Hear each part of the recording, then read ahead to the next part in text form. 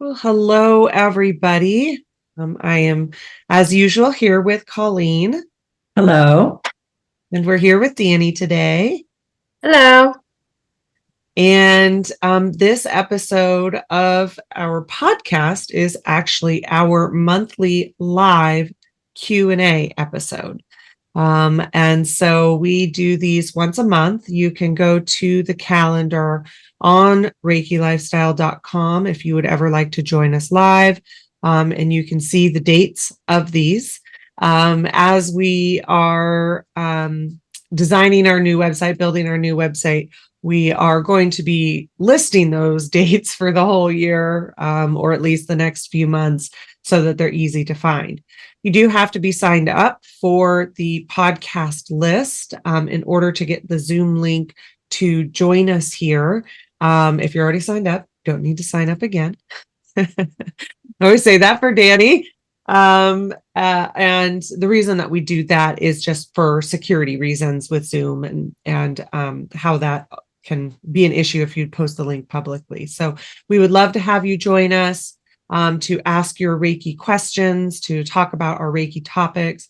Also, I wanted to let you know that that you're able to join us semi-anonymously. So, how we post the questions is because we do record it and we post it on YouTube and on the podcast platforms and audio version is you can come in and even just leave your video off. Let's say you're at work and just would like to listen in, or you have a question that you want to ask anonymously. We explain that all before we start the recording, when we explain that every time in the ways that you can ask your questions somewhat anonymously by DMing me or Danny within the chat. We do these on Zoom, so you can do that. And so just an awareness that if you have questions or, something that you would like us to discuss but you're like, I don't want to be on the recording, there are ways to come in and join us and ask your questions without anybody knowing except for myself or for Danny, who moderate the chat. So just wanted to let everybody know that piece. And then we have people that join us from work, join us live, and they just keep their videos off. It's pretty casual. You can come in late or leave early, however you need to be here. You are more than welcome, and we would love to have you here. So I'd like to say that first off. And then second of all, we have some animal Reiki classes coming up. They are actually March 2nd and 3rd. We have Animal Reiki 1 and 2. And then we have Animal Reiki Master on the 4th, 5th, and 6th of March. And those are the ICRT Animal Reiki classes, of which Colleen, myself, and then Sue Strong, who teach this class together, are 3 of the 4 authors. It's an amazing, life-changing class, and we would love to have you join us. To register or learn more, go to reikilifestyle.com and you can go to the Animal Reiki tab, and that will take you there. You can also always email us, Colleen at reikilifestyle.com or Robyn at reikilifestyle.com if you have any questions about that. Okie dokie. I think those are our announcements for now. So I think what we'll go ahead and do is we'll go into an invocation, which always helps us just to bring the circle together. We did a short one before we started the recording, just as full transparency, because it's helpful. The reason that we do these invocations, they are for us like a preparation where we are inviting or invoking the Reiki energy, the illumined ones, maybe our guides and divine assistance into the circle to help just with the flow, bringing the community together, this circle together, and then, of course, just helping facilitate these conversations. It's definitely kind of a different level and energy that when we have the Reiki energy as kind of that backbone, that support of these conversations. And as Colleen and I always say, and Danny too, it's kind of how we start all of our things, especially when we are in these spaces where we are talking about the energy, where we are, with the energy in these important conversations. So I think we'll go ahead and do that right now. If you're here with us live, if you want to turn off your video, you're welcome to. It probably won't be that long because I know we have a good amount of questions today. So you're welcome to get comfortable. Also, however you need to show up for this, you can. If you're driving, just an awareness. I know we say this all the time, to just really allow this to wash over you. But also making sure you are practicing safe driving. So it can be relaxing. So close your eyes. Again, if you're driving or can't, that's okay. You're in a position to, you can close your eyes and take some deep breaths and invite Reiki.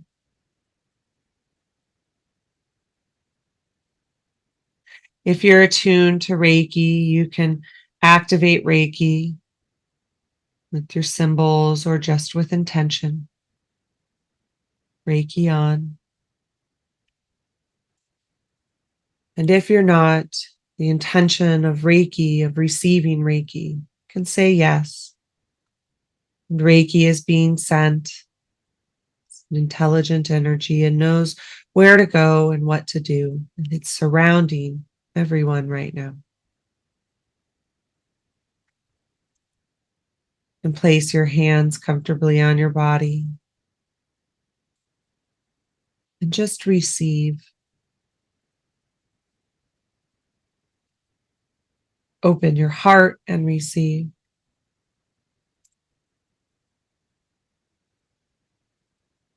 As the Reiki energy fills the space that you're in,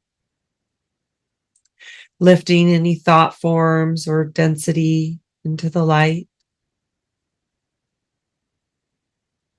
and filling the space with ki and divine energy, wisdom, and knowledge.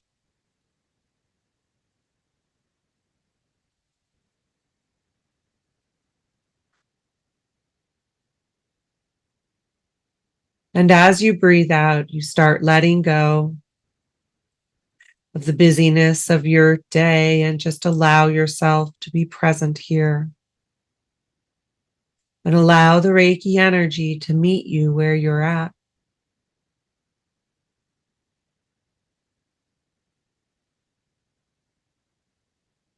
As the Reiki energy brings in divine qualities, the universe, divine qualities of the earth, and it meets right here in your heart space.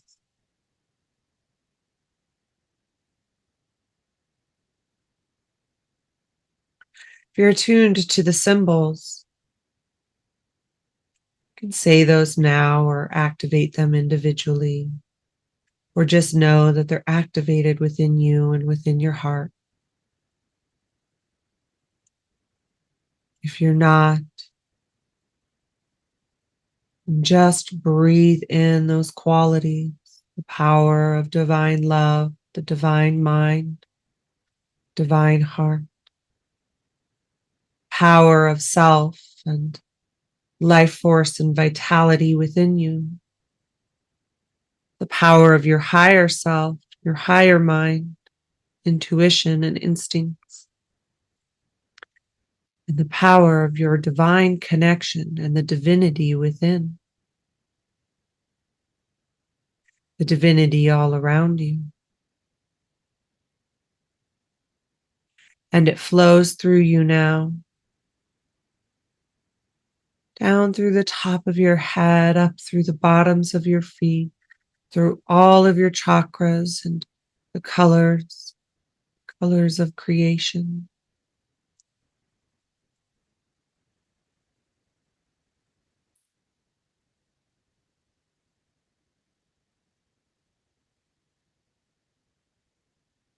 And on the out breath, you let go of the dense emotions, of yourself or of others. You let go of self-judgment, and you bring in self-love, compassion, kindness, safety, all to you, all for you. As that light within you shines brighter and brighter, there's nothing that you need to do. The Reiki light does it for you.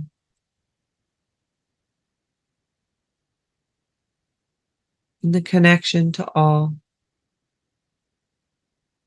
We call in the illumined ones, divine animal kingdom, the angels and archangels, the enlightened beings of the heart, of the heavens, of the earth, brothers and sisters in the light, any of your guides and allies, the illumined and sacred ones that are here for you, that support you, the ascended masters, as they guide and protect and love each and every one of us. We say thank you to the teachers who have come before us, the ancestors.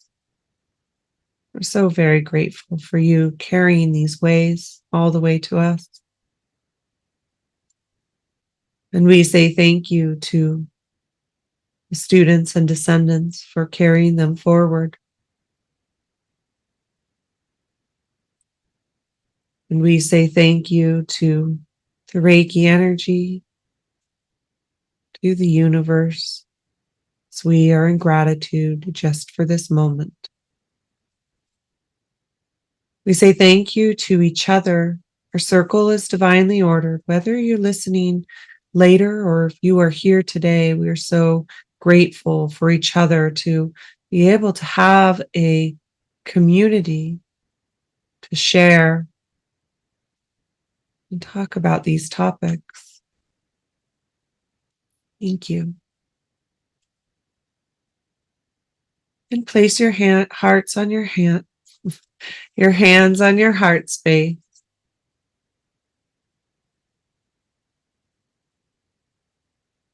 And say thank you to you.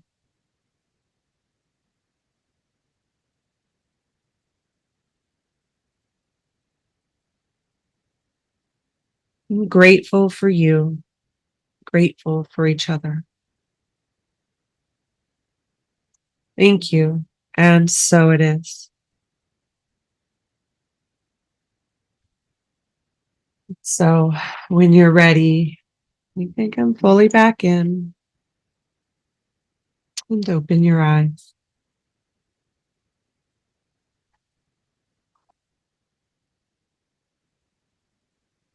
Okay. Well, normally we give everybody a little bit longer to kind of come back in. But I know in this forum, we are needing to kind of get started with everything that we have to get to today. So, Joe, you are actually first on our list.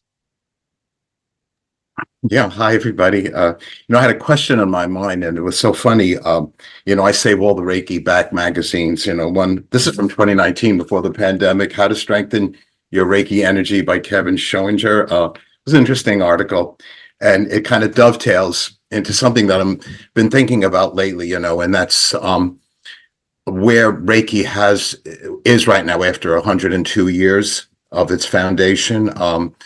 Especially with what happened to me in the past year. It was remarkable, when Usui Sensei came down the mountain, and he had a pretty formidable miracle right on the spot.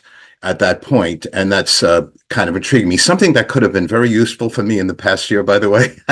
Okay, I have that. I've had, pretty formal result on others Reiki, even before I even knew Karuna, even when I was just up to DKM and the three symbols in those days in the early 20 teens.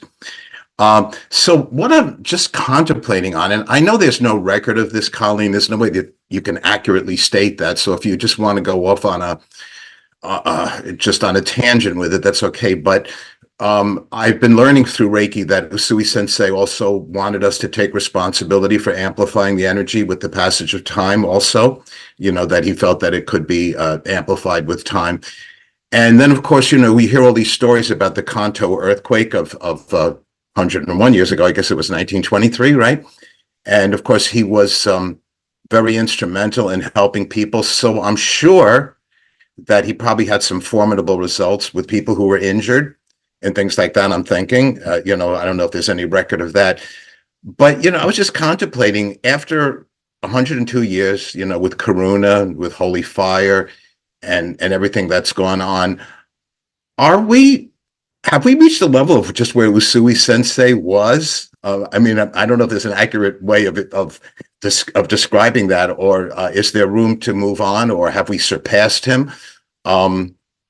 So just some thoughts about that. As I said, I know there's no record that you can give me right now about answering a question like that. It's not written down, every little thing he did.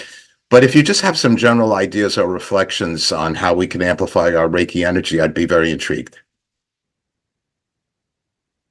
Okay, well, let me kind of just listen for a moment as I kind of reflect on what I know. It wasn't even just a question, but a philosophical discussion. I'm going to start with, are we surpassing Usui?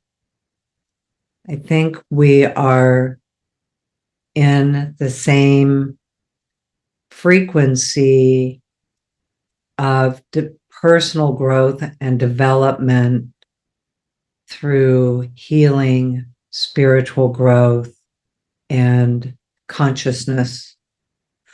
Also engaging with the earth in a manner of communing with the earth.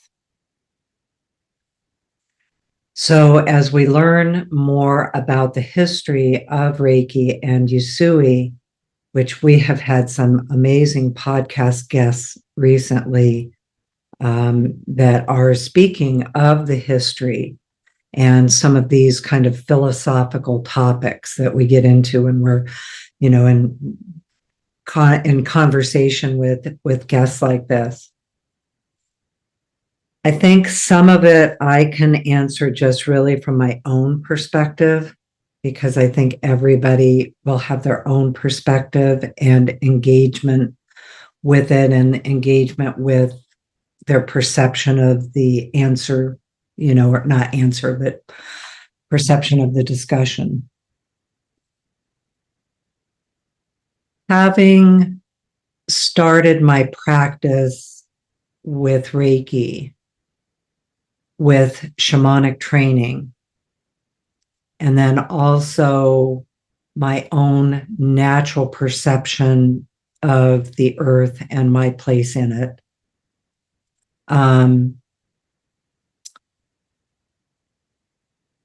Usui was definitely well-versed in Shinto and Buddhism.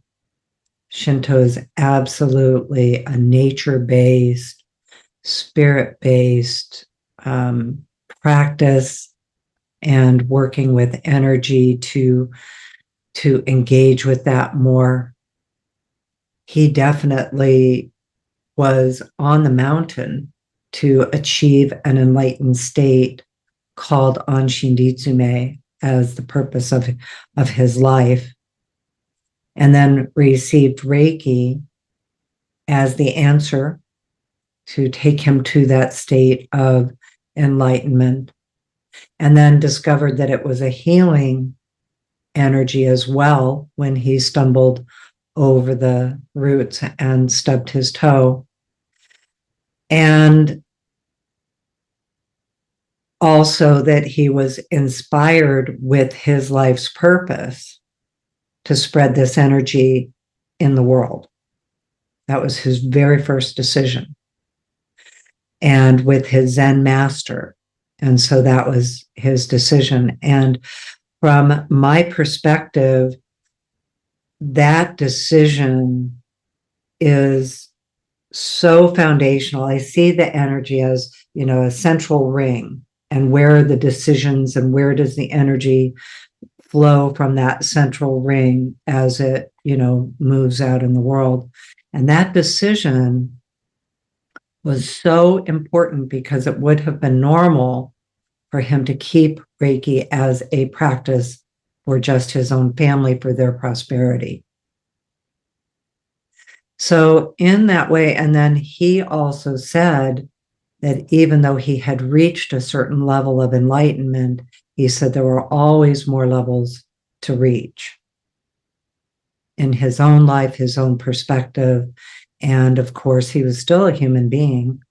He's still in the Kanto earthquake, leveled the city, beyond measure human catastrophe. And well, not just human, but catastrophe for everything living there. And, he had to have had that deep love and caring of humanity to do the work that he did. He attuned 2,000 people in 4 years. He was definitely, helping people in the earthquake. He was using his eyes and his breath and his hands and his feet to give Reiki to as many people as possible. But back to that original decision, in my experience and perception, and really having a lot of engagement with people around the world with Reiki energy and their perception of it, that piece where he made that decision to spread it in the world has compelled people around the world. It's very, to me, it's a very compelling when I received the Reiki attunements, not knowing at all that this was a direction my life was going. And very compelling to share it in the world. And of course, in such a timely way. And also, the other thing that, to kind of go to the philosophy of where we are today in comparison with him, he also said that the most important thing for a Reiki person to do is to continually develop their ability to receive and channel Reiki, to develop their own abilities. So we've seen us evolve to the energy over years through different techniques and practices. And here we are in the 21st century, 100 years later. And I think we're all still doing those same things. We're still working with Reiki, even though there are many different lineages with techniques and tools and ways to work with it. We are all working with the energy, and it's still in that place of personal growth, development, healing, empowerment, wellness.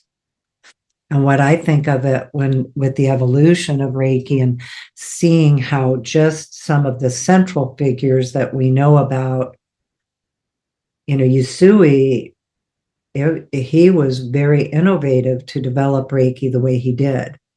And as a system, the energy already has always existed. How do we access it? So he received it and then was able to develop systems, access it and work with it and let it help us and us be engaged and entrained to those higher frequencies. Then Hayashi changed it to a more medical, I shouldn't say changed it. That's not really accurate.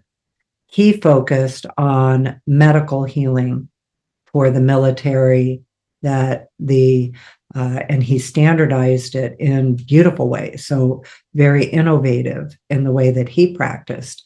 And then Mrs. Takata evolved it to work with her. And so from my perception, it has always done that. And we're still in that same phase of listening with it.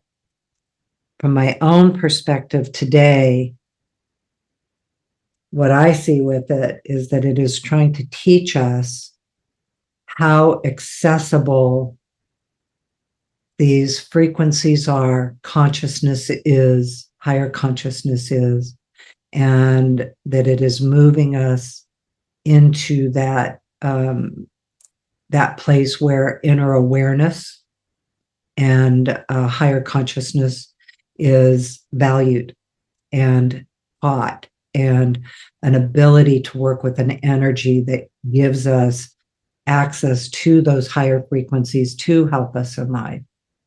So, short answer, I think we're still in the same energy that he's working with and teaching us, and that we each experience in our own unique ways, which is also what I think he was teaching. So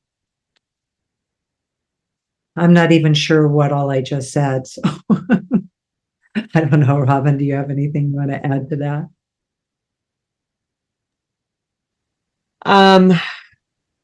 I think too, when you're talking about, when you're talking about his experience, like I actually know, is that, there is, you think about all of these experiences that people have when they are, that the power of the mind and the belief in what we are able to do, how much that changes our own experience. Because I do think, Joe, like from your question around the idea of like how he healed himself and why am I not able to heal myself, and same, if I've had, it's like, why do I have seizures? Why can't you heal your broken leg? I know it was more than that, but why can't we do that in comparison?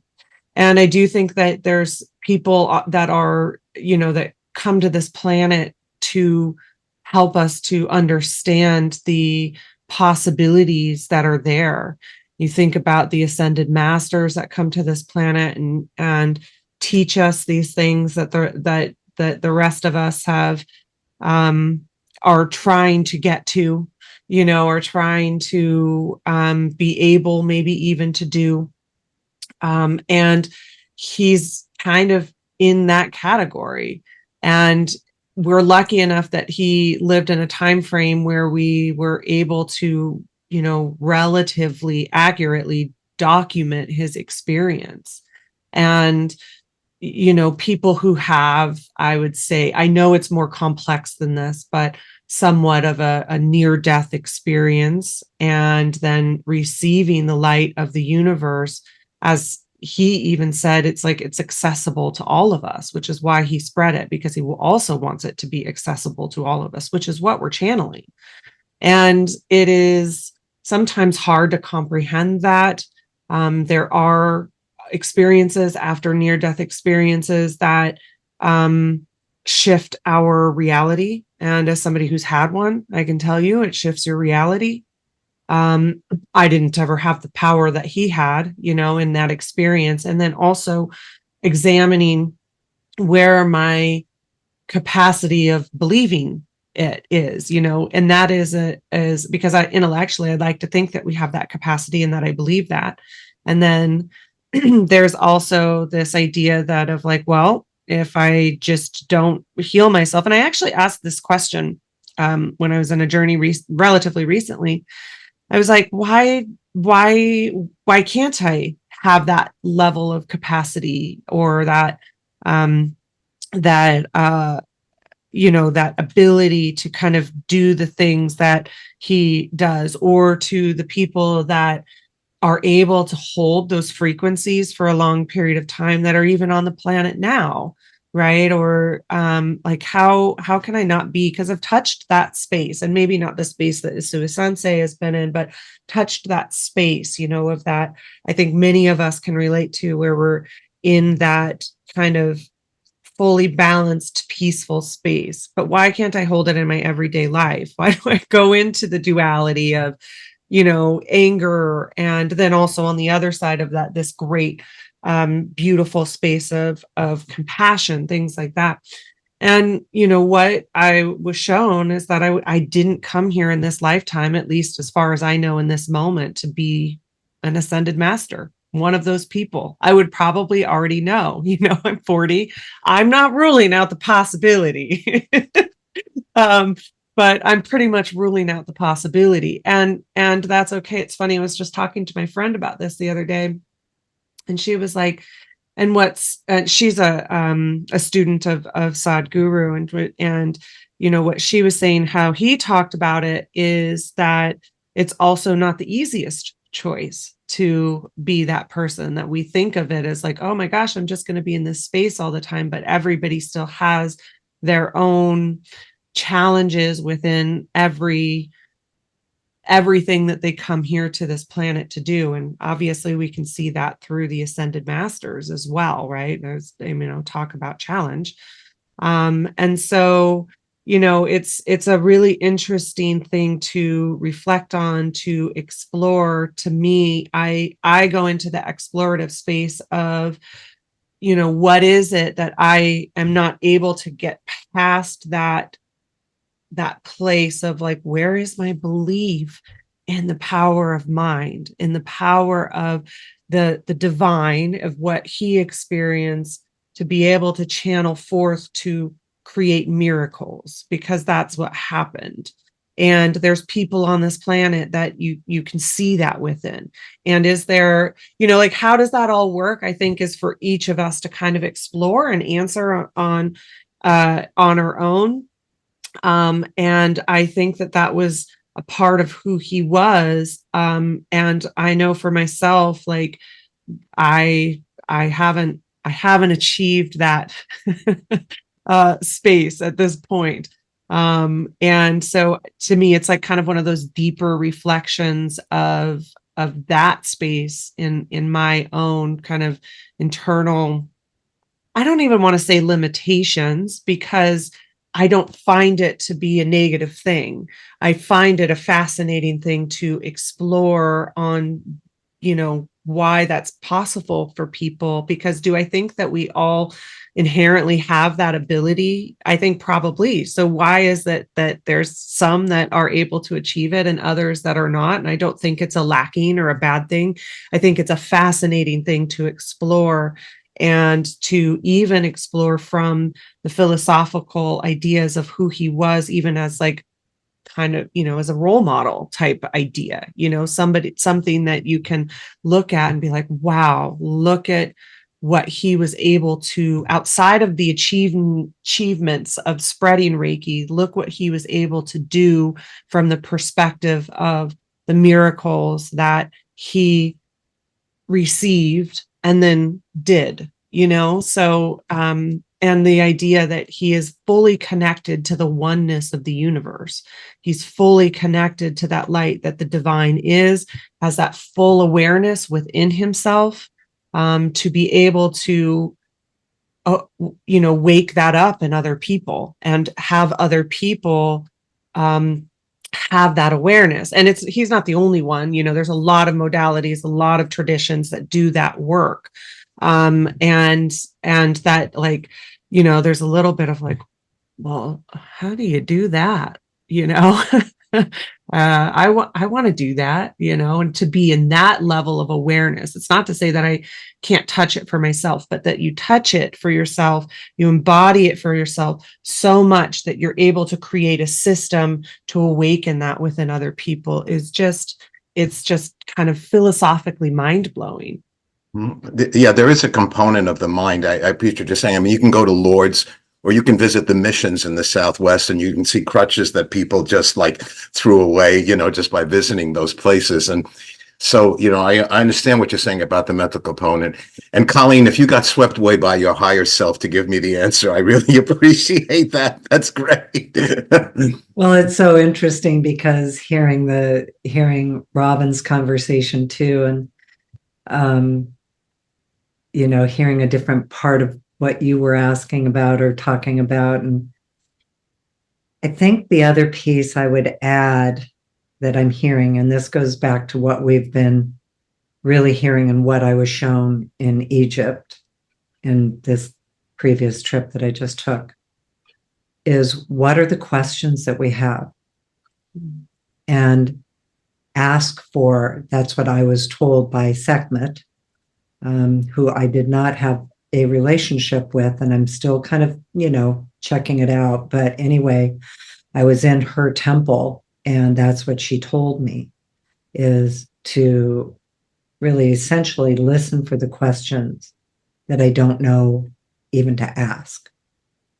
So in Robyn's conversation, it occurred to me to also ask to be shown the miracles, because there are also many miracles that happen that we're not even assigning to being a miracle. And so what if that is something that we actually invite the energy and ask? Because Joe, you brought up the churches in the southwest with the crutches. So one of the stories that I've shared before with my friend, who was in the end stages of prostate cancer, and that's a whole long story in itself.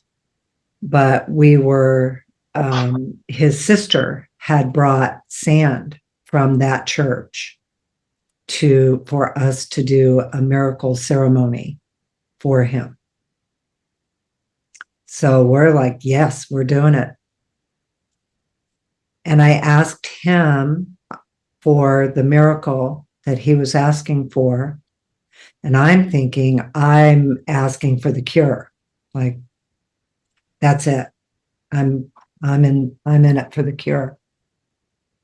And he said, well, you would think for the miracle I would be asking for a cure. He said, that's just not what this is right now. That's not what's going to happen.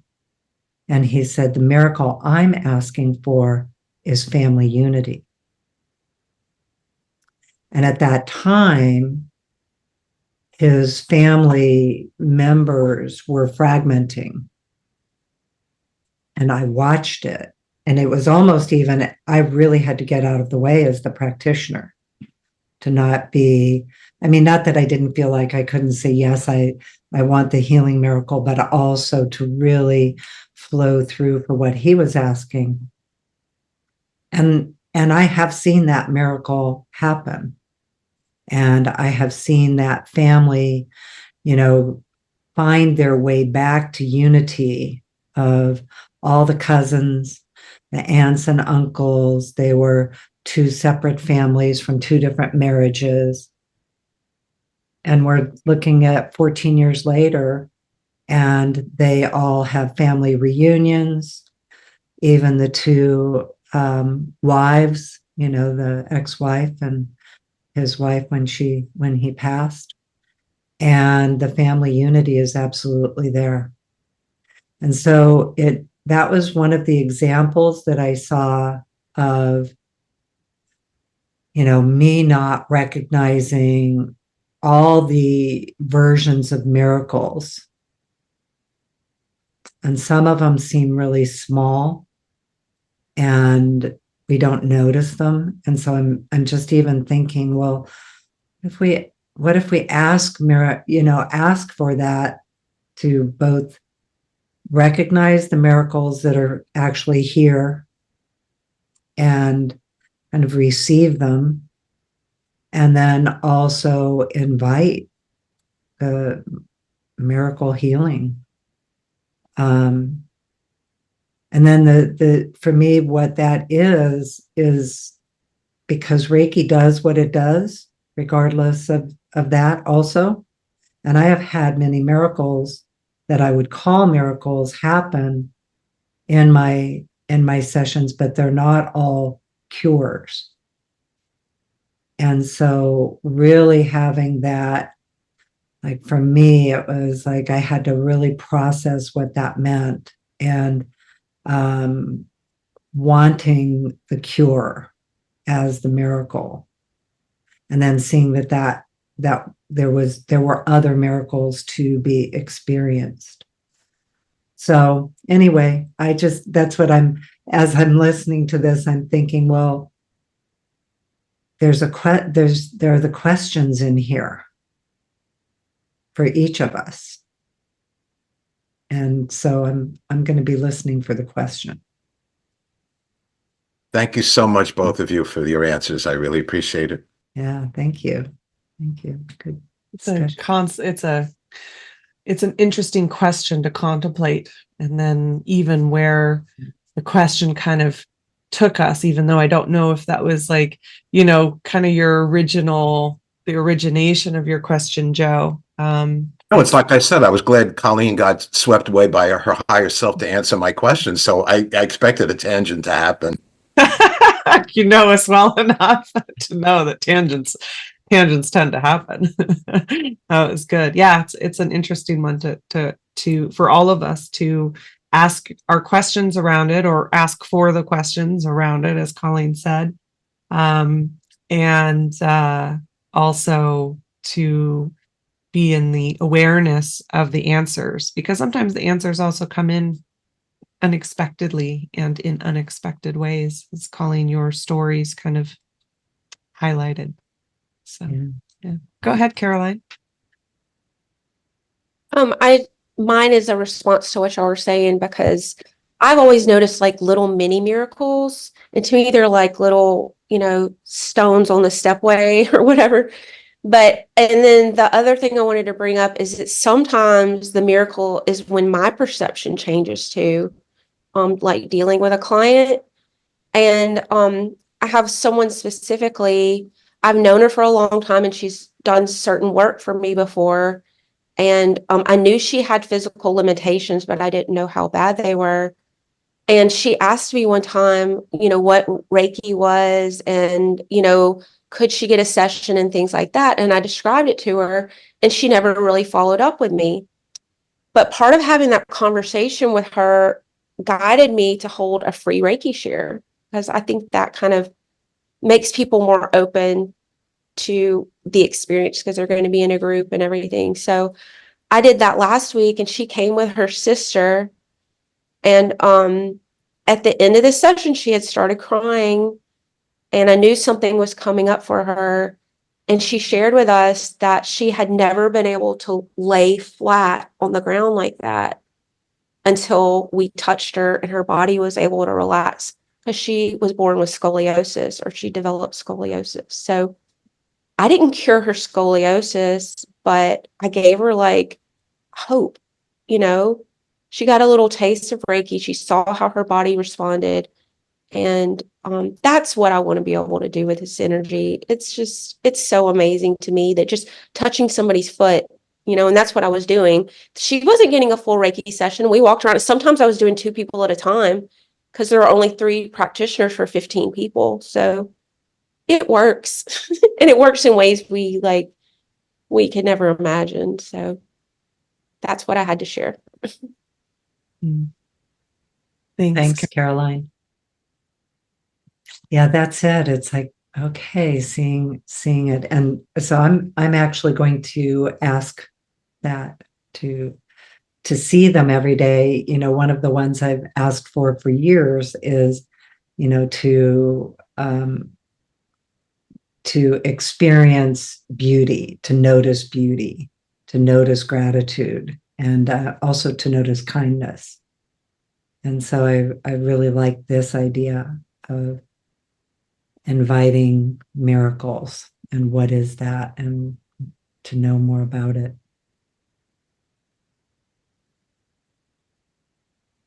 Go ahead, Krista.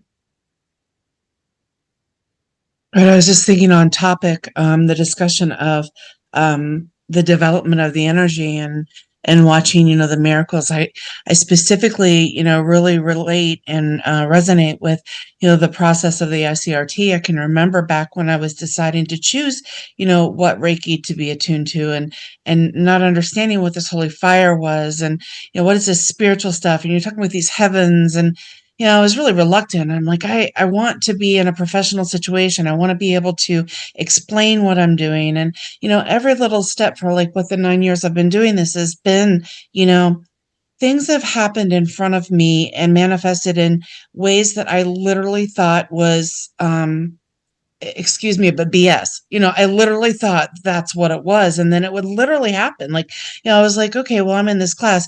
What is it? Some stream of energy is going to come to the top of my head, and, this is going to happen. And it was like, that was the exact vision I had, during my placement. And then, I always felt, a big, very skeptical of distance Reiki and learning Reiki on, the internet. And, it was just, it was just very reluctant, very skeptical. And, the way that things have been explained, by Colleen, by William, by Robyn, how this energy has developed and how this got so strong, from, the perspective of, the technology, before quarantine. And for me, I was already self-quarantined with health issues. And then, here comes Zoom and opened up the world. And, moving on, it's like that energy. We have Reiki. And I talk about it a lot to potential clients. Why are we going to, why are we doing holy fire? Why are we doing this? Well, we have energy, of Reiki, the energy knows how to grow the trees, and all of these things. But we learn as these practitioners to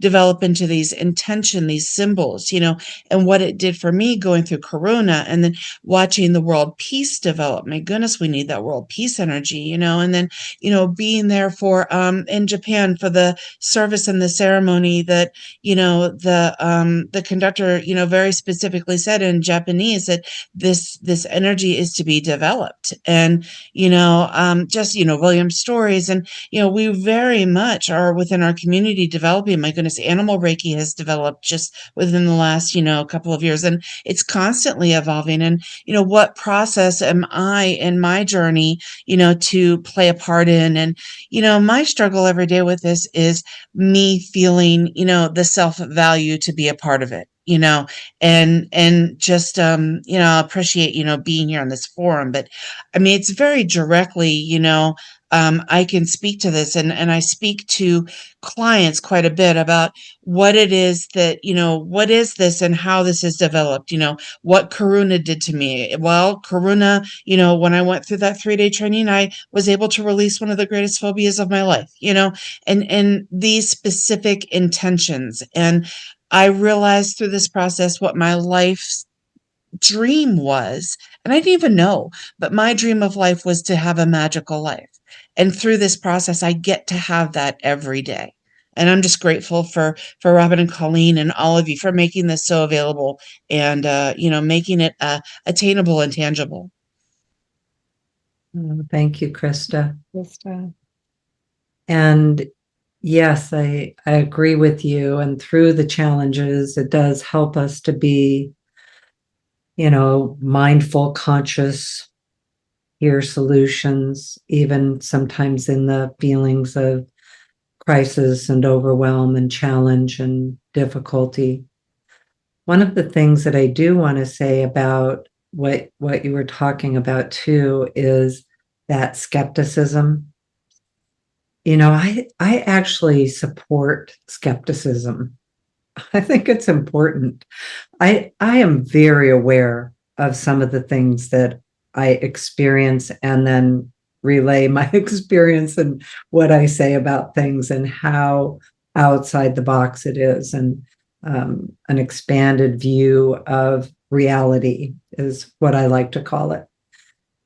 And so I was definitely skeptical about Reiki, for sure. I mean, it took me after I experienced the message from my horse to get my Reiki attunements. I was pretty skeptical about it. And for me, the skepticism now in retrospect was that I knew it was given to you. And it was given to you through a ritual, through hands in about 15 minutes. I was like, yeah, I don't know. And I had been in shamanic training for 3 years and some very outside of the box practices. And so that piece was the skepticism. What I know about it now that I didn't know then is that I had such a strong belief that anything I wanted, I had to work hard for it. I had to deserve it. And there would be effort involved. And also, like, there had to be some, you have to earn this. And then also what I know is that I had the resistance, unbeknownst to me, because Reiki works through receiving. And I was an overgiver and terrible at receiving. And so, in my subconscious, the idea that I could just receive something like Reiki through an attunement, and now I have it, totally skeptical. Like, yeah, I just don't know. And then it was compelling to get it because, again, my horse made it happen that I got the message to get Reiki attunements. And then the current of Reiki, the energy of it ran through my body in a very physical, tangible way. And I think it did it in a way, because it was almost even a little bit scary, I will say. I'll go ahead and use that word. And I think it did it that intensely because that's how intense my skepticism was. I was like, well, I think you just might need to feel this for real. And so I still believe in skepticism. When we are working with these kinds of things, we should be questioning it and we should be observing it and, not just believing it through a sense of belief, but there's some of that for sure. But Reiki doesn't work through our belief system. Reiki works because it has its own energy. But I still think as people, it's a good idea to question and listen around your guidance on, is that a path I want to go down? Is it real? One of the number one questions is, am I making this up? It's like, I think I hear that almost out of every single person, and even for myself for years. Now I'm more used to, no, I'm not making it up. But that was another big question. And I think it's a good question. I really do. I think so thank you for sharing about that skepticism, because I actually think it's important to question this, because it is a really expanded reality from what we think of, but it's becoming more normalized because it's only an expanded reality to recent generations. Humanity has worked with these energies always. They've done healing this way always. And back to Joe's question, that's what this was the standardized healing kind of practices in Japan at the time with Yusui Sensei. They weren't open and working with other forms of medicine until about his lifetime. So these were also the ways that people and indigenous people all around the world and in recent generations, not what we even think of as, in the ancient times, it's and in many cultures still, these are still the ways that people heal and empower and thrive and all of the things. So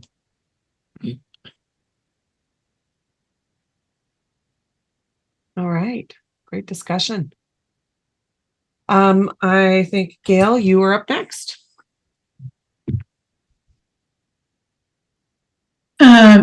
So I've had a Reiki volunteer program at the local health system for a number of years, and we have pre-COVID we were doing Reiki with patients. Post-COVID, it was just staff.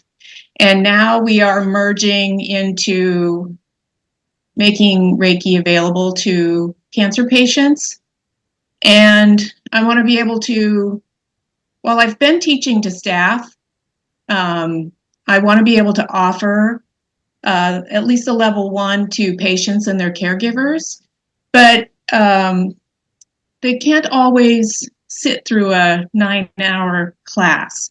So I think, and I've heard you, Colleen, talk about how you've one-on-one with certain individuals, you've done like a mini attunement, and so I just wanted an idea of what that looks like, how much, because we want to give them all the information. We want to, really support them, but they don't have the capacity to take it all in.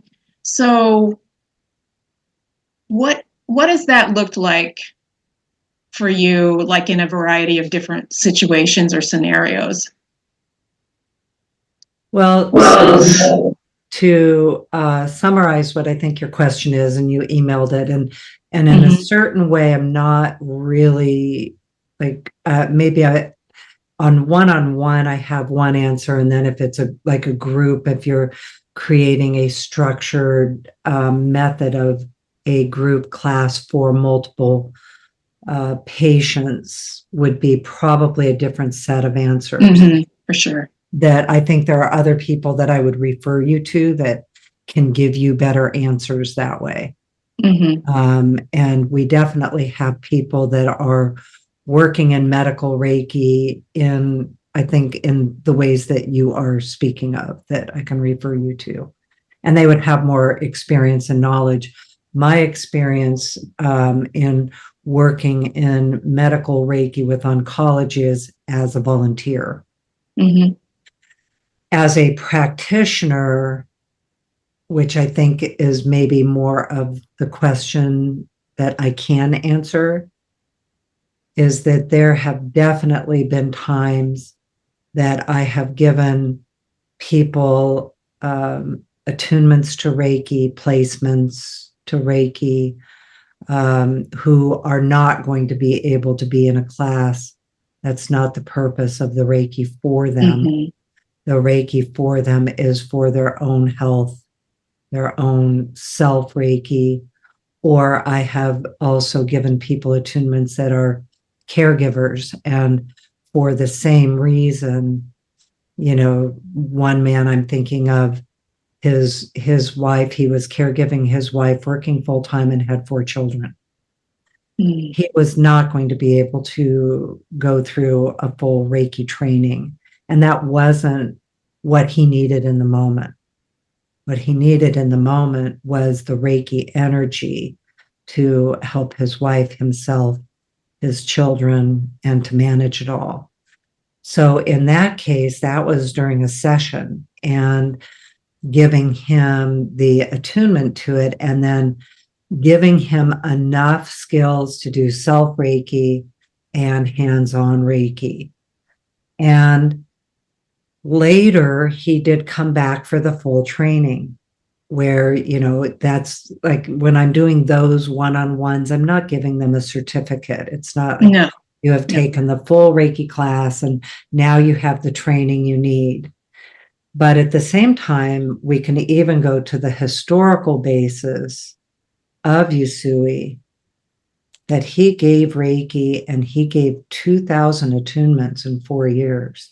Some of those he gave at a very deep teaching level, but a lot of them were to give the people the energy they needed. So we know that there's a historical basis for us as well, but also, and all of the teachers and other Reiki masters and practitioners, we all have the agreement that, yes, absolutely, we share Reiki as needed with people. So that's why I say I would give that 2 different answers of, what the circumstance is. If you're really talking about being a more formalized program in a way that you could do this with a group, I think I would rather refer you to people that are currently doing that, and Mhm. can give you a better scope of, a structure that would work.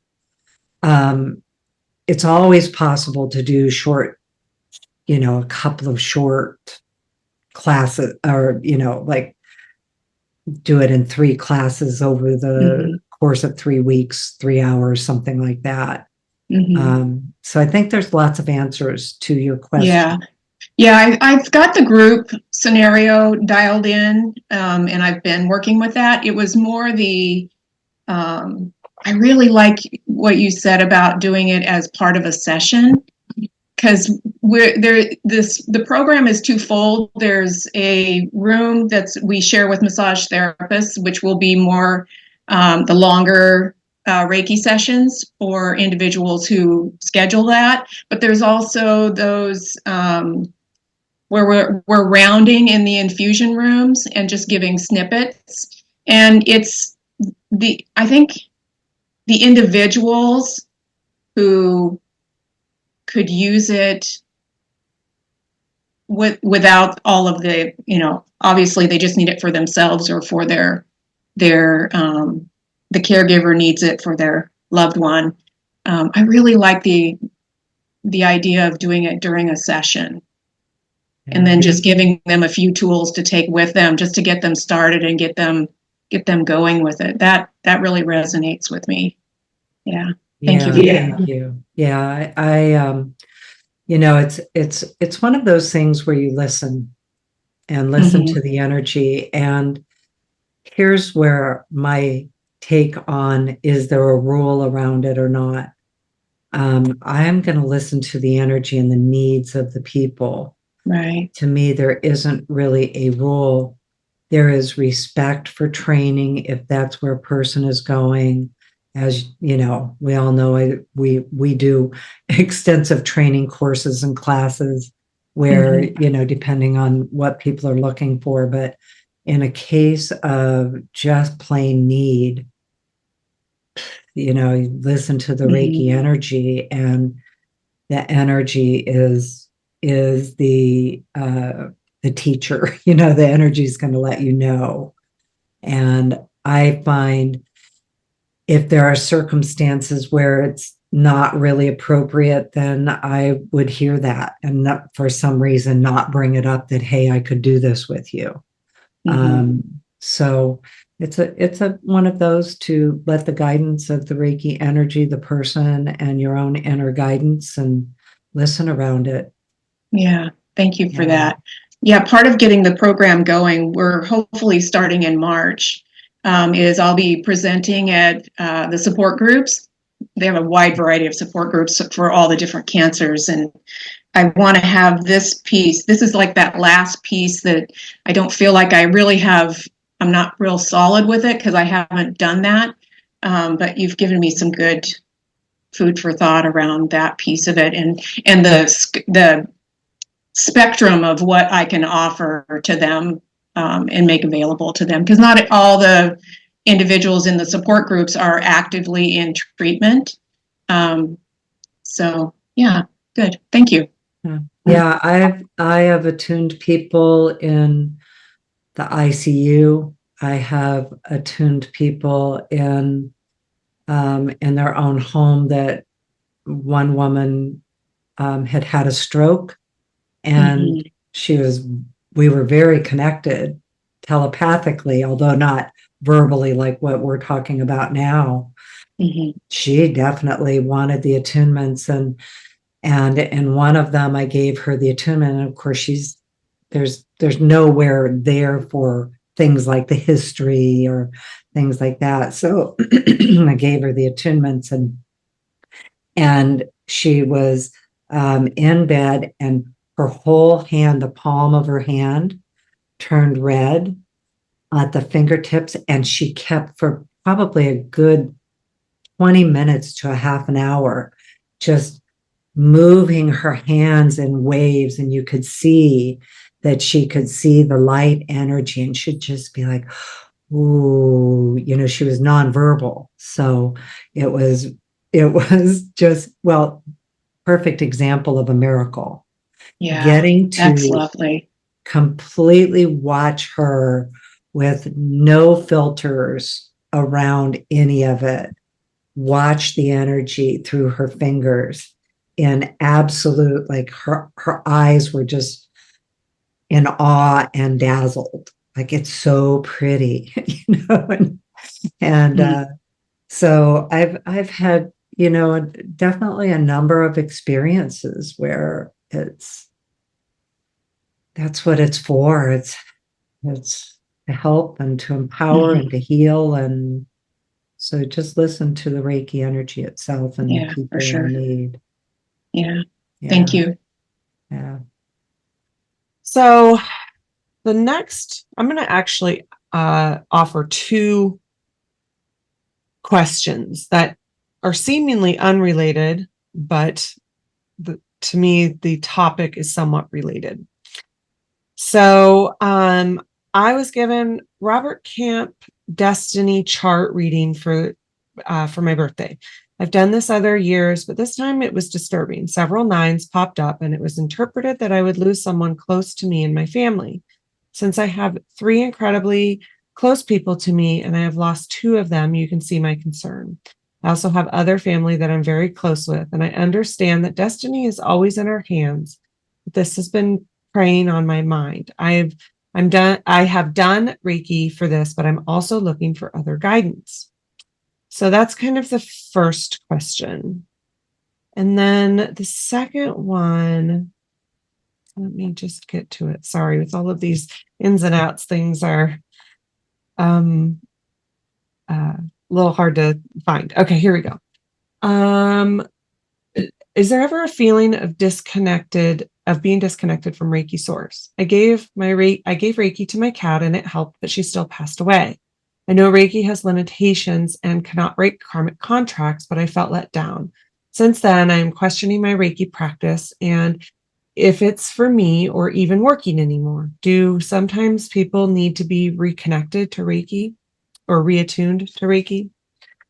And to me, I thought that these questions were somewhat related. Colleen, I don't know if you can kind of see where I'm going with how they seem somewhat related, because they're a little bit of the opposite ends of the spectrum of like what the questions are asked. But to me, it is a question, a deeper level of understanding of why Reiki. And speaking of miracles, this is funny that this is also relating to that conversation, but why Reiki doesn't always fix things.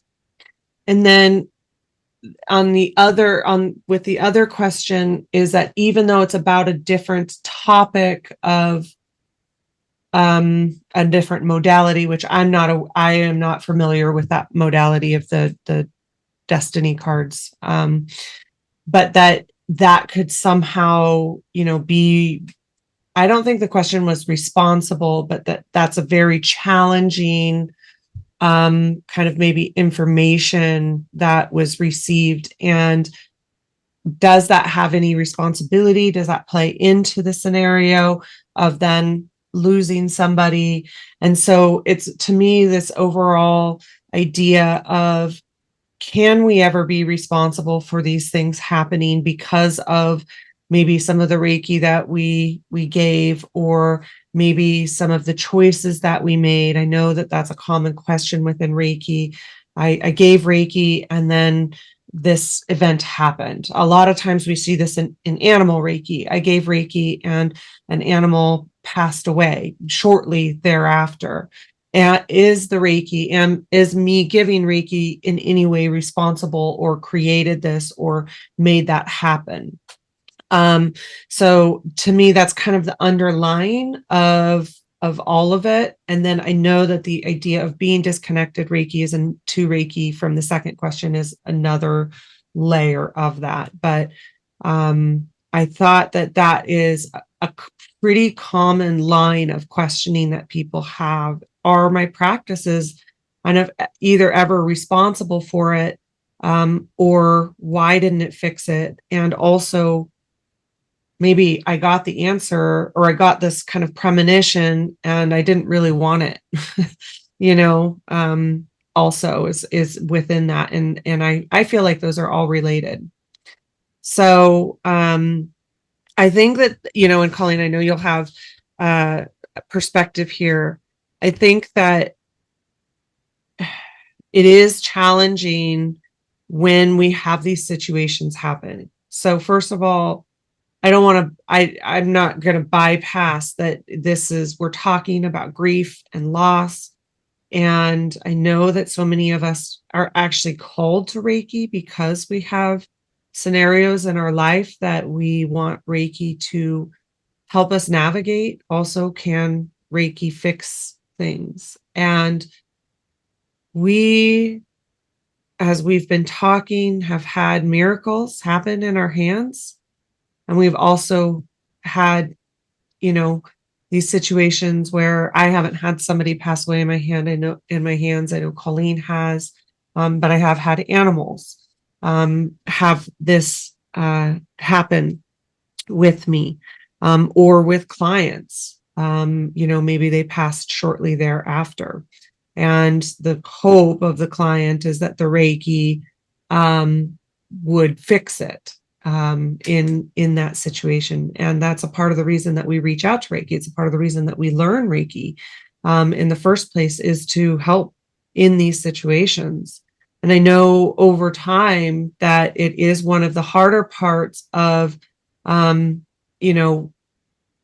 understandings of Reiki, is that it doesn't always fix things. And as Colleen talked about earlier, sometimes the miracles are different than what we're hoping for or what we're expecting. And so, these are conversations that are common in this modality. And I do think sometimes it is presented as that it's going to fix all of our things within our health or within our world or with others' health or with our animals. And we do see that happen, but there can be different outcomes that are kind of, depending on your own perspective, are coming, or maybe planned. I don't know, I don't necessarily want to get into that philosophical idea around it, but that's just the best word that I have that I can use for it. And what I have had the experience of having with all of this, when Reiki can't fix it, I'm in a situation right now where Reiki is not going to be able to fix it. But I can tell you that I am very grateful to be navigating this situation with the Reiki energy, because navigating it without the Reiki energy, these tools, and the divine compassion, the divine love that Reiki is, and the tools that I have gained from it, the idea that I can go into self-Reiki or meditation to quiet the outside noise so that I can see with clarity, so that I can navigate it with love and compassion for myself, for others. It doesn't change that I can fix the outcome, but it does change how I walk through it. And to me, that is a miracle within itself. And how much that ripples out as well is a miracle. How much that affects other people is a miracle. So these are the things, even though it's not fixing the outcome of the situation, it's an inevitable outcome. So there is that piece of it that I am very grateful that I have Reiki, I have these tools, I have this community to navigate these situations, these things in our real life, dual life, that I don't know, it's a lot easier to navigate with, I will say. Also, having gone through other major life things, health things, navigating it with and without are two very different paths in my mind, because I've also navigated these things, as many of us have, without it. And it is a very different journey. It's a very different walk, navigating it with these tools, navigating it with the Reiki energy, being able to explore these questions that you have, like, why doesn't it fix it? Why am I having this happen? In the first question, why did these specific numbers come to me and then this happened? I don't think that any of us are responsible, or Reiki energy or these modalities, any of us are responsible for any of the outcomes that are happening. That to me is completely outside of my belief system and also my experience of life situations and of Reiki energy, and being a practitioner, being a teacher, seeing what people are going through, supporting them with Reiki energy through what they're going through. And it's none of it or us are responsible for that.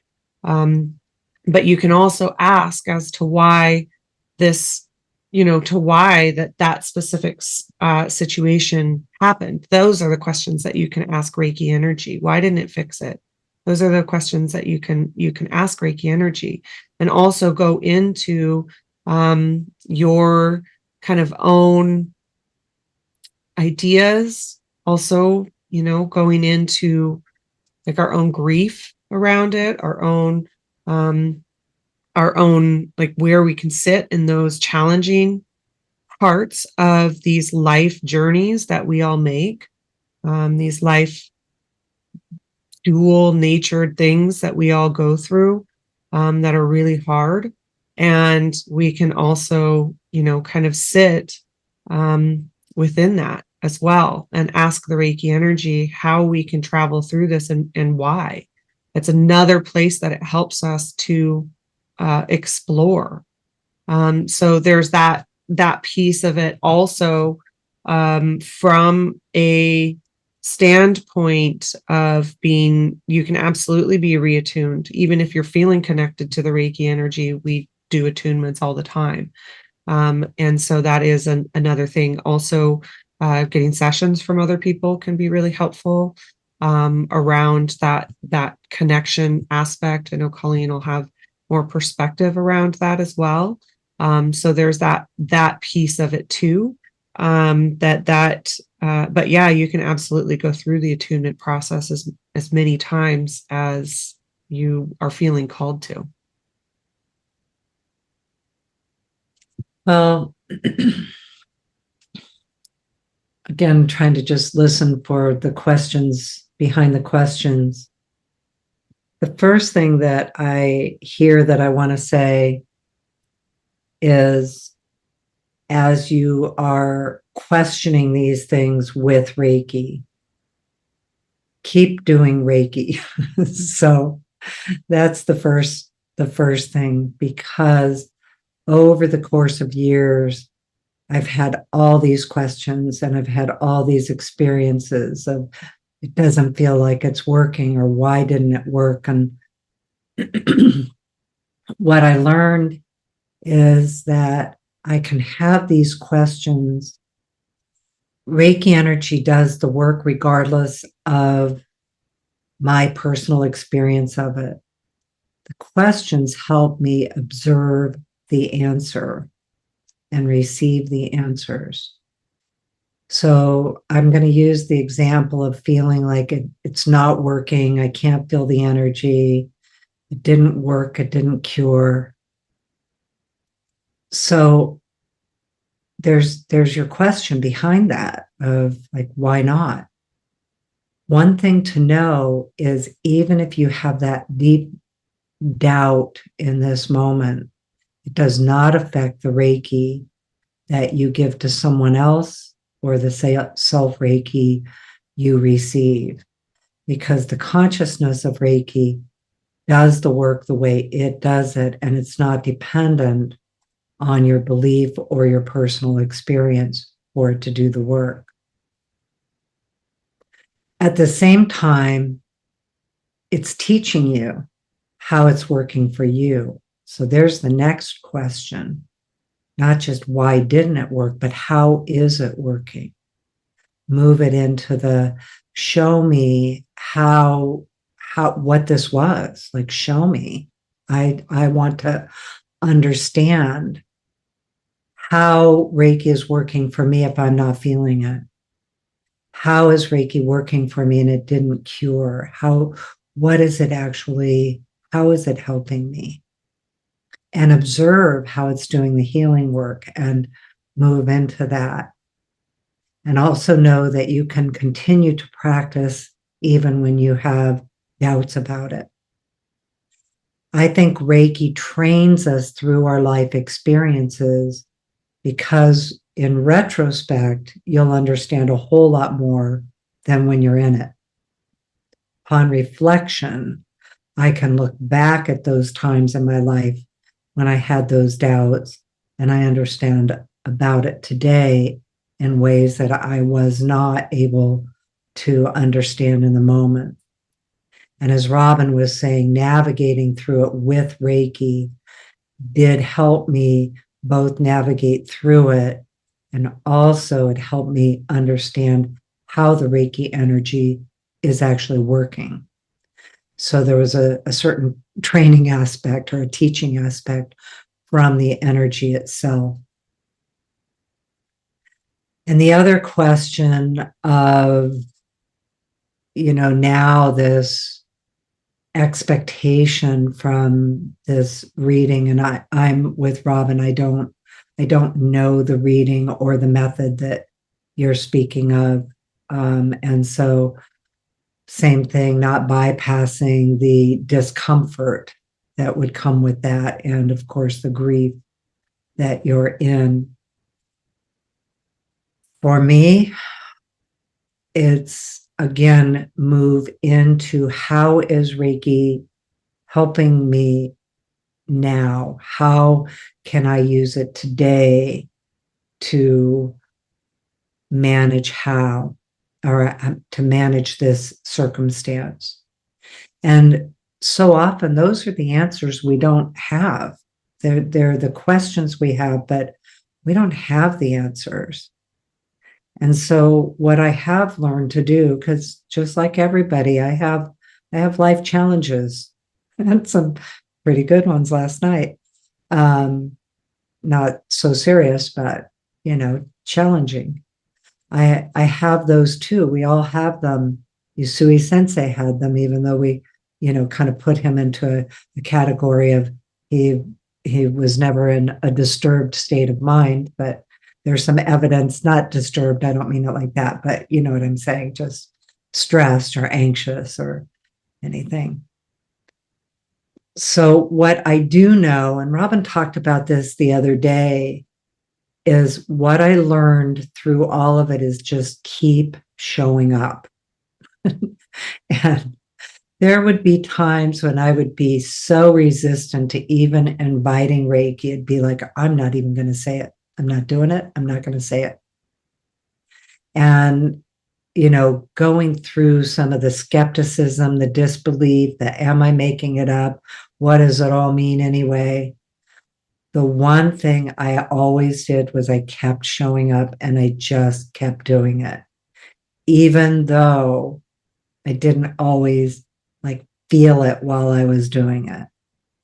So I might, one instance, I remember it so well because this is an example of how Reiki was teaching me. I was super resistant. I was angry. I was like, I am just not even doing it. And all of a sudden I was like, okay. And I said the name of the power symbol. That's it. I'm just going to do that. About half an hour later, I was like, okay, I'm going to say the mental emotional symbol. And just by that small invitation, that was my method of showing up. I didn't make myself do more than that.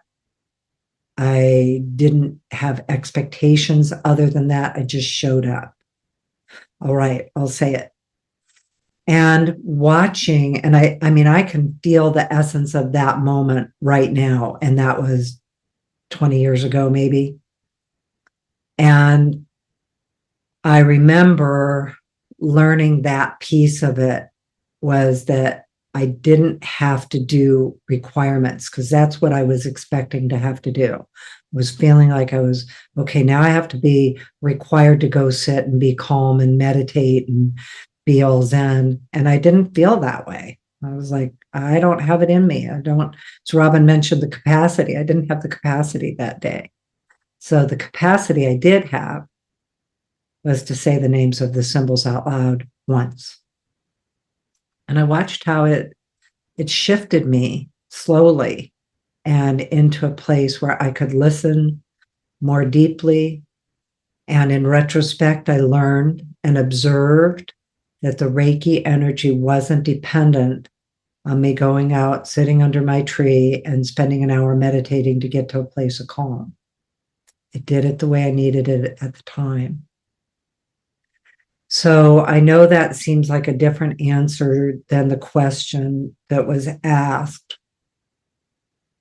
But through the years and all the ups and downs and cycles of challenge and absolute joy and things thriving, and, every cycle there is being a human being in this world of duality, and really understanding that I'm in the circle of life with the rest of the circle of life. And again, I have this energy that helps me navigate through it. And I don't always understand it while I'm going through, and it doesn't alleviate the angst I can feel going through it, or maybe something like the fear that you have from that reading, which is so unfortunate, and yet maybe also gives you the ability to kind of observe and ask and let this come in with some solutions for you, and let the Reiki energy work for you in the way, whatever way you have to call it in to help you navigate through this. And just invite it the way you can. If you have more in you, if you have the time and the desire to spend more time in self-Reiki or receiving Reiki from others, absolutely, go for as much as you have the ability to engage with. But I also want to say that sometimes showing up is just that moment of letting go of enough resistance or enough just concern or doubt or whatever it is, to help you get to that next step. Sometimes I found the next step was I was going to be standing right where I still am. Sometimes it gave me a baby step. Sometimes it gave me like, okay, I can walk forward a little bit. Sometimes I took some steps back or sideways, or, we got to go over the hill and on the other side. But it gave me that kind of, as Robyn was saying, the tools to navigate. And we have the kind of physical, mental tools that we have that are available to us, but this energy also entrains us to the higher frequencies within us, and those tools that we innately have within us to manage it, to go deeper within. And also do what you've just done here too, is reach out to community and invite assistance from others, invite the love and the power and the support of community to do that. And even just through talking about it right now, for each of you, for all of you, for all of us, those who are here live and those who are listening later, that you can tap into this community energy and the power of it for you and for what you need, and for that kind of human assistance that we need also, as well as the divine assistance and the community support. Go ahead, Taylor. I would love to share about this because I'm not a Destiny cards reader or trained formally in that modality, but I am someone who does soul readings using astrology and Reiki. I received a Destiny cards reading and have been familiar with the system for several years now. I have books I've studied. I compare and cross validate different systems. Usually, when I do readings for people, I will also look at their birth cards, their planetary cards, and see again as another additional layer of data. So I've been tracking it also personally. I have there's something called a 52-week spread that shows you all your cards every day, every week, and correlating that with the astrology and then like what's going on in my life. So I'm tracking this also. And just hearing in the question that, this person was told something really negative in a really definitive way with somebody they're seeing as an authority. It's like, I see this a lot of times in readings, people coming to me, and even for Reiki sessions too, saying they heard something bad. Is this true? And it's like my heart just like breaks because realizing how much authority astrologers and different readers have with their words and how much there needs to be integrity and ethics and certainty and clarity and like what's really going to benefit the person. So I definitely, my heart really feels this one deeply. And it's something I definitely consider and hold very, in a very sacred way, in a very Reiki way as I read. But what I've observed too, and just observing and correlating with the cards is that they do manifest in different ways. There are different frequencies of expression. And, there are weeks in my spreads where it says, this is going to be a challenging week. You have a 9 of spades and the Saturn and, different specific things. And I look and the week is fine. The week it goes okay.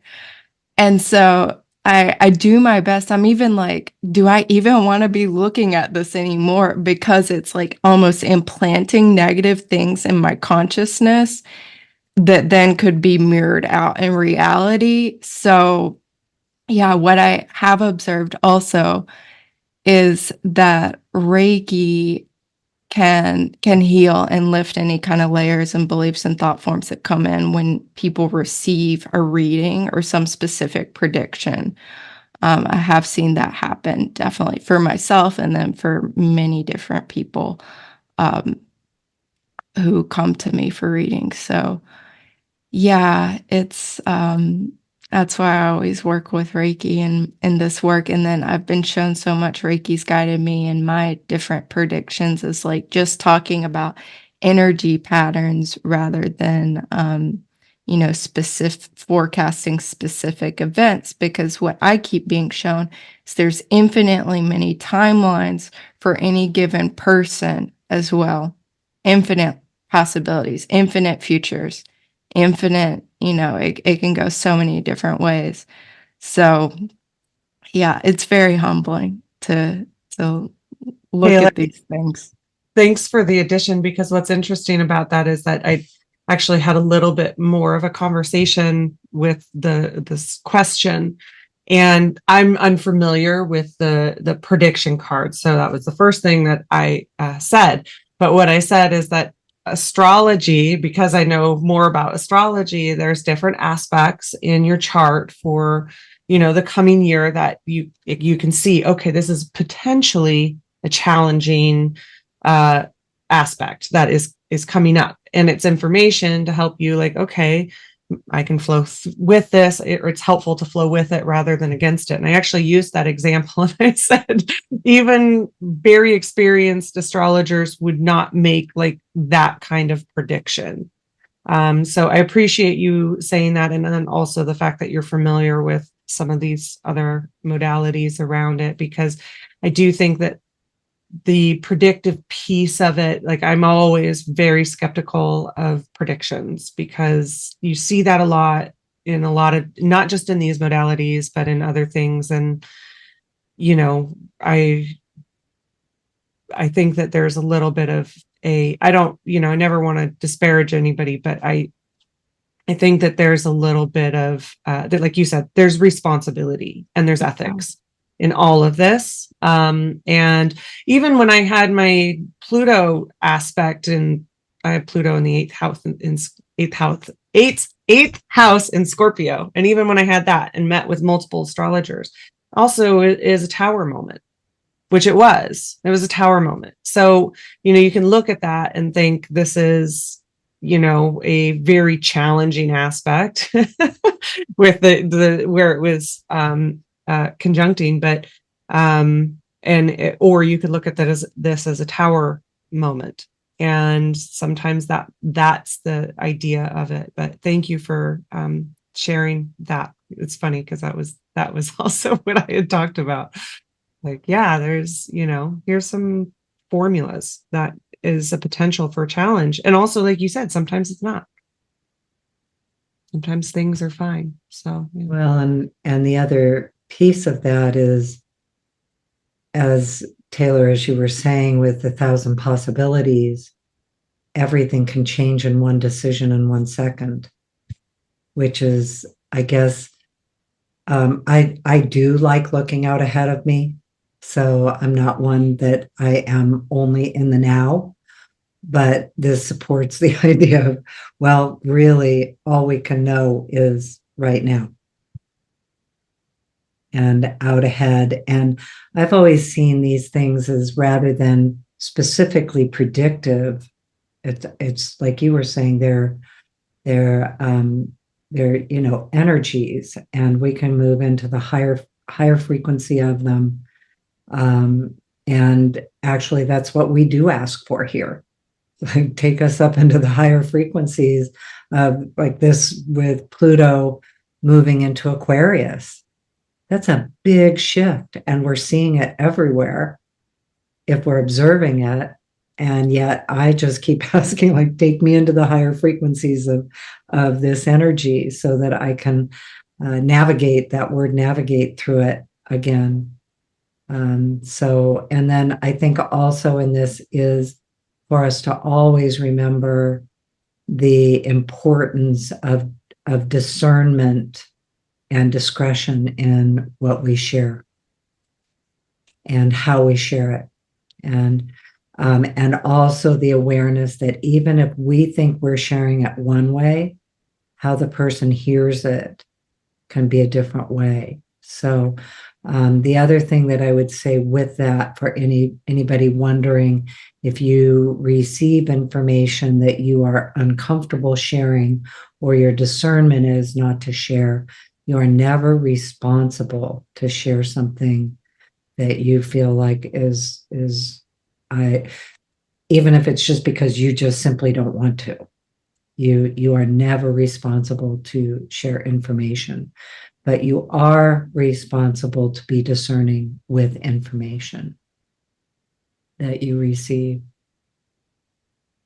Go ahead, Sharon.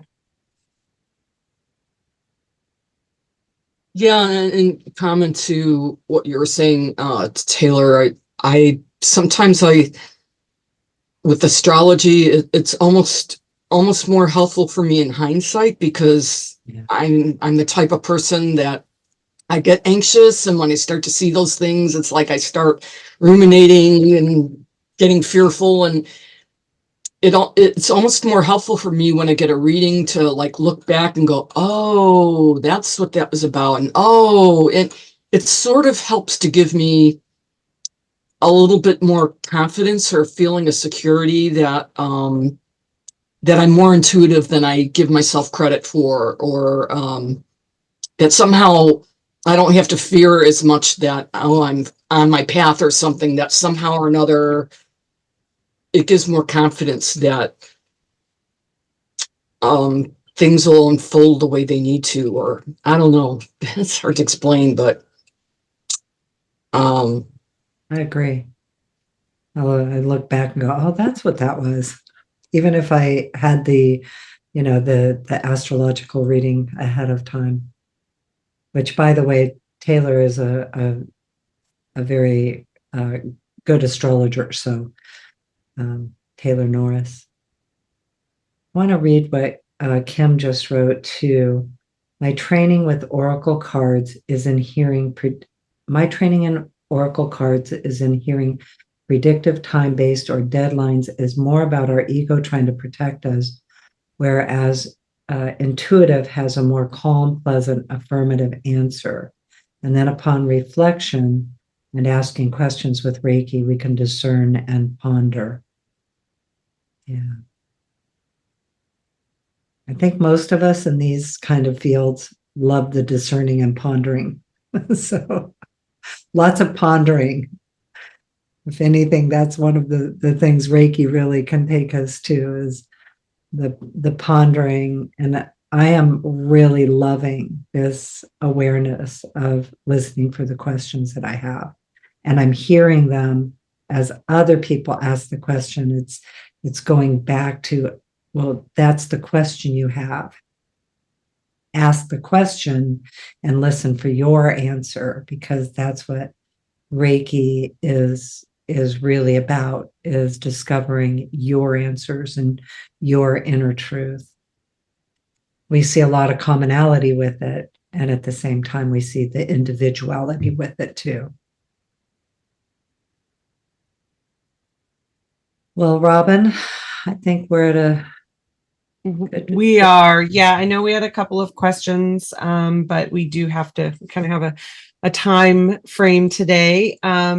So if you have any other questions, you can email us, Colleen at reikilifestyle.com. And we'd love to hear from you. And then also, of course, if you want to join us on the next one, you can say, hey, my question didn't get answered last time. I'm first. So that's always the I dibs first place Yep, question. I dibs. Yeah. So dibs is valid. All right. Well, thank you all so much for joining us. Lots of love to you all.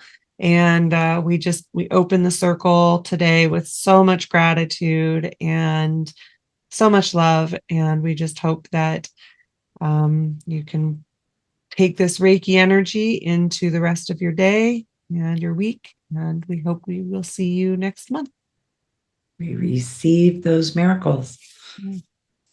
All right. Thank Bye, you. everybody. Bye.